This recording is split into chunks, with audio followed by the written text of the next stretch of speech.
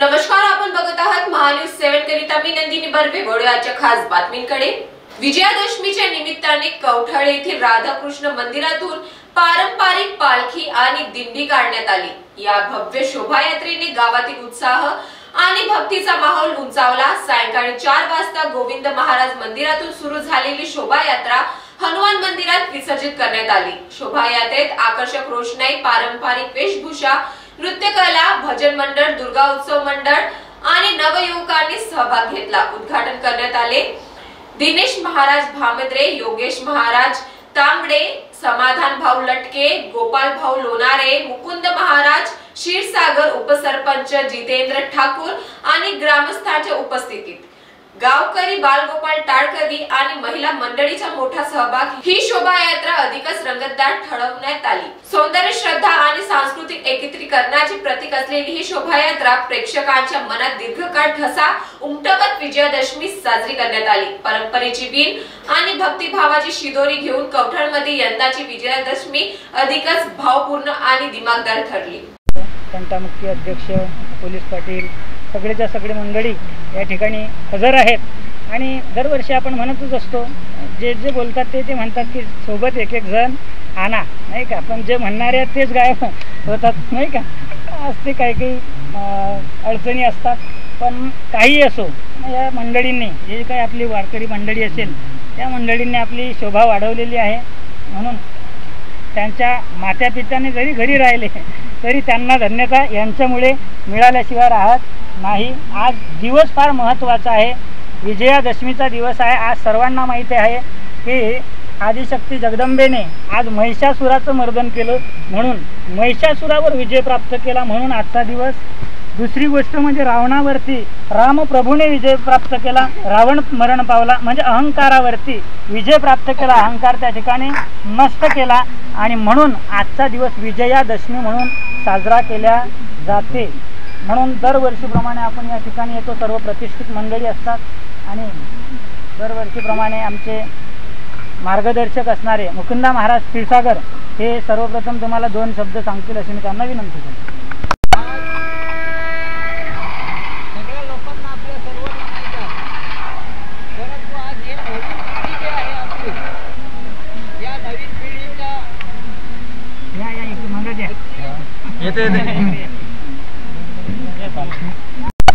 दसरा म्हणतात याला.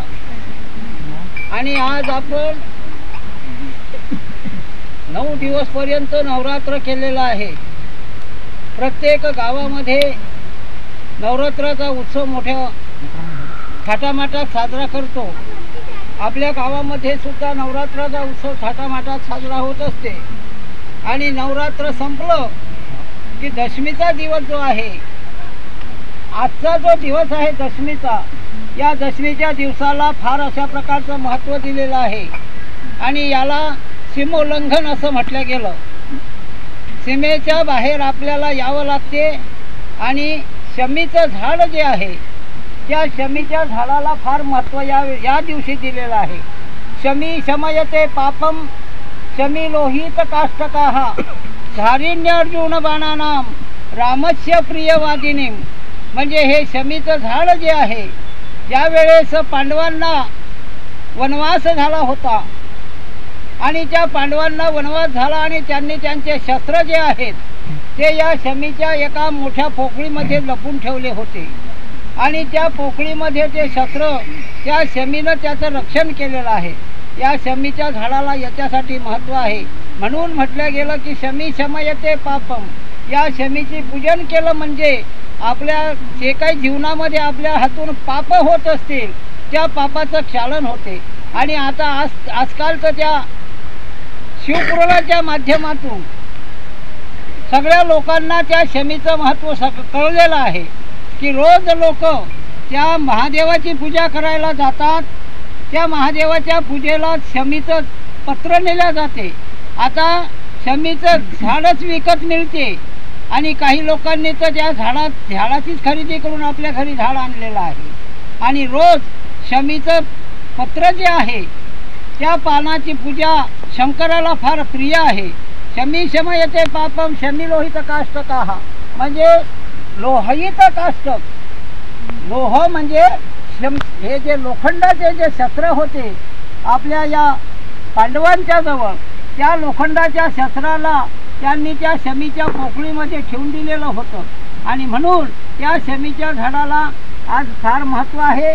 आणि सीमेचं उल्लंघन ज्या वेळेस आपण करतो आणि आज सुद्धा नवरात्र जे उत्थापन झालं, नवरात्र उठलेलं आहे आणि या नवरात्राच्या दिवशी नवरात्र संपल्यानंतर 10व्या दिवशी जे आहे दशमी येते. काही वर्षी बुलढाणावरून सचिन पाटील यांची रिपोर्ट, महान्यूज 7 नागपूर.